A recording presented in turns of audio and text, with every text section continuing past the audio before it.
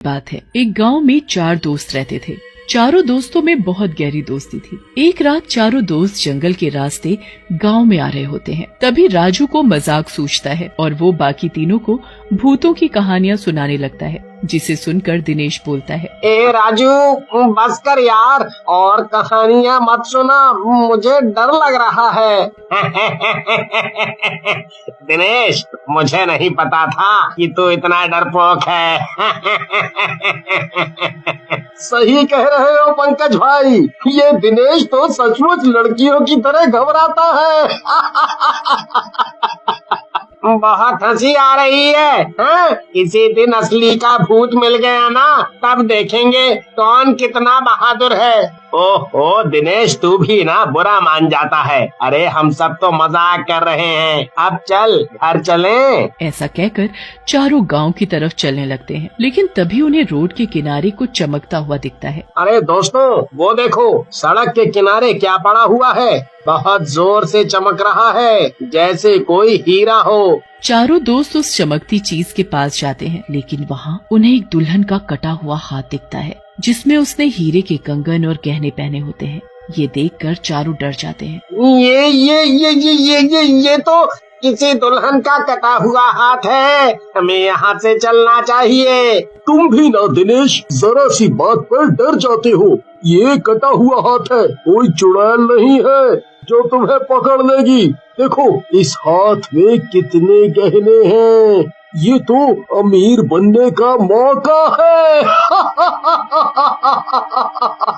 सही कह रहे हो राजू, मैं तो कहता हूँ इन हीरे के कंगन और बाकी आभूषणों को उठा लेते हैं और यहाँ से निकल जाते हैं। फिर राजू, रमेश और पंकज मिलकर हाथ से सारे गहने उतार लेते हैं और हाथ को वहीं फेंक देते हैं और जाने लगते हैं। लेकिन दिनेश को ये सब ठीक नहीं लगता और वो उस हाथ को वहीं गड्ढा खोद कर दबा देता है। फिर चारों अपने घर जाकर सो जाते हैं। अगली सुबह चारों दिनेश के घर इकट्ठा होते हैं। अरे भाइयों, क्यों ना कल के आभूषणों को बांट ले, हर एक के हिस्से में बढ़िया पैसा आएगा।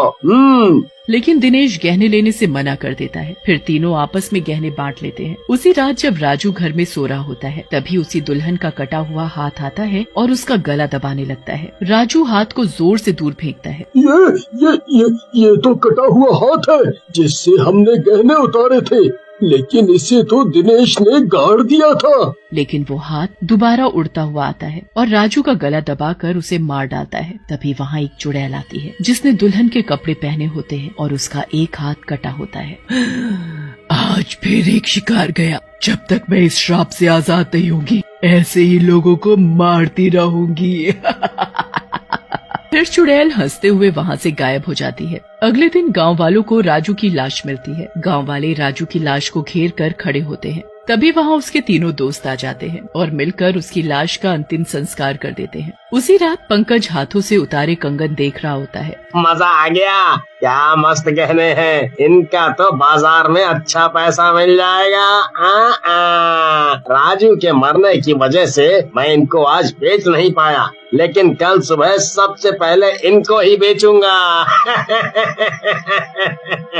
लेकिन तभी वही चुड़ैल का कटा हाथ खिड़की से उड़ता हुआ आता है और पंकज के सामने आकर गिर जाता है। ये तो वही हाथ है जिससे हमने गहने उतारे थे, लेकिन ये यहाँ कैसे? इसे तो दिनेश ने जमीन में दबा दिया था, फिर ये यहाँ कैसे आया? इससे पहले कि पंकज कुछ करता, वहाँ वही चुड़ैल आ जाती है और बोलती है,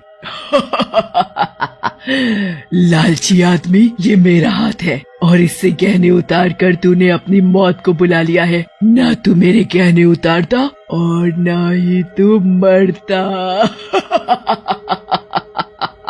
फिर चुड़ैल के इशारा करते ही उसका कटा हुआ हाथ जमीन से उठता है और पंकज का गला दबाने लगता है और थोड़ी देर में ही पंकज को मार डालता है। उसके बाद चुड़ैल और उसका हाथ दोनों वहाँ से गायब हो जाते हैं। अगली सुबह दिनेश पंकज के घर आता है और पंकज की लाश को देखता है। पंकज को भी मार डाला, लगता है ये सब वही हाथ कर रहा है। तब तक वहाँ रमेश भी आ जाता है और पंकज से बोलता है, क्या बात कर रहे हैं दिनेश, डरा मत यार, गहने तो मैंने भी लिए थे। तो फिर तू भी मरेगा, वो शैतानी हाथ हम दोनों को मार डालेगा। मुझे ऐसे मत डरा मेरे भाई, कुछ करो नहीं तो हम दोनों भी मारे जाएंगे।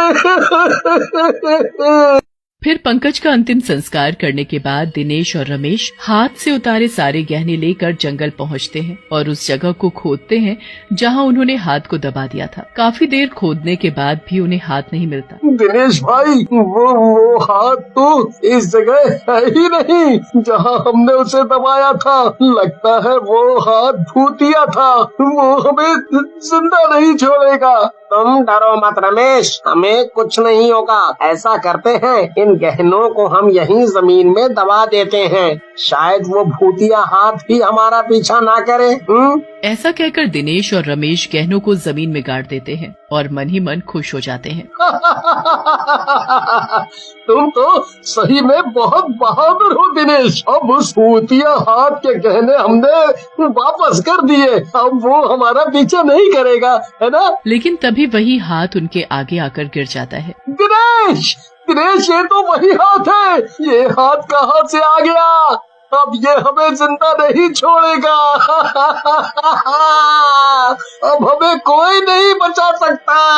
पागल मत बनो रमेश, भागो यहाँ से और अपनी जान बचाओ। ऐसा कहकर दिनेश वहाँ से भागने लगता है, लेकिन रमेश का पैर वो भूतिया हाथ पकड़ लेता है। छोड़ छोड़ मुझे भूतिया हाथ, जाने दे, छोड़ दे मुझे छोड़ दे। लेकिन रमेश वहाँ से नहीं भाग पाता।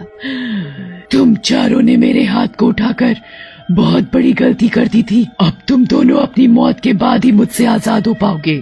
फिर चुड़ैल का कटा हुआ हाथ रमेश को भी मार डालता है। उधर दिनेश भागते भागते गांव के अंदर पहुंचता है और गांव वालों को अपने और दोस्तों के साथ हुई सारी बात बताता है। फिर पंडित जी एक अघोरी बाबा को बुलाते हैं। अघोरी बाबा ध्यान लगाकर बैठ जाते हैं और थोड़ी देर बाद बोलते हैं, गाँव वालों, ये कोई आम चुड़ैल नहीं है, बल्कि एक दुल्हन है जिसका उसके पति ने दहेज के लालच में बहुत ही बेदर्द तरीके से हाथ काट डाला और हाथ कटने की वजह से वो मर गई। अब ये इंसानों को मार रही है। पहले वो अपना गहनों से भरा हुआ कटा हुआ हाथ लोगों के रास्तों में गिराती है और जो कोई उसको या उसके गहने को छूता है उसे मार डालती है। मेरी जान बचाएं बाबा, मेरी जान बचाइए। मैंने तो कुछ भी नहीं किया, बल्कि उस हाथ को मिट्टी में गाड़ दिया ताकि कोई जानवर उसे ना खा जाए। इसीलिए तो तुम अभी तक बचे हुए हो, क्योंकि तुमने गहनों का लालच नहीं किया। वो चुड़ैल तुम्हें मारेगी नहीं, बल्कि तुम्हारे साथ शादी करेगी। चुड़ैल के साथ शादी? नहीं नहीं, इससे अच्छा तो वो मुझे मार ही डाले। आप मुझे बचाइए बाबा। तुम चिंता ना करो बेटा, आज रात मैं उस चुड़ैल से इस गाँव और तुम्हें मुक्ति दे दूंगा। फिर अघोरी की योजना अनुसार गांव वाले और दिनेश रात में उस जगह पहुंचते हैं जहां उन्होंने चुड़ैल के हाथ को दबाया था। अघोरी और गांव वाले पास में छिप जाते हैं। वहां चुड़ैल दुल्हन के कपड़ों में आती है। दिनेश, अच्छा किया जो तुम खुद ही यहाँ आ गए। अब मैं तुम्हारे साथ शादी करूंगी, लेकिन उससे पहले तुम्हें मरना होगा और शैतान बनना होगा। फिर हम दोनों अपनी अलग दुनिया बनाएंगे। ये गलत है चुड़ैल, एक इंसान और चुड़ैल की शादी नहीं हो सकती। तुम यहाँ से चली जाओ और मुझे और गांव वालों को छोड़ दो। ऐसा नहीं हो सकता, तुम्हें मेरे साथ चलना ही होगा। ऐसा कहकर चुड़ैल और उसका कटा हुआ हाथ दिनेश की तरफ बढ़ते हैं। तभी गांव वाले और अघोरी बाहर निकल जाते हैं। चुड़ैल, तूने अपने बदले और लालच के चक्कर में कई बेगुनाहों की जान ले ली। अब मैं तुझे नहीं छोड़ूंगा। तो तू तांत्रिक इस लड़के को मुझसे आज ये मेरे साथ ही जाएगा।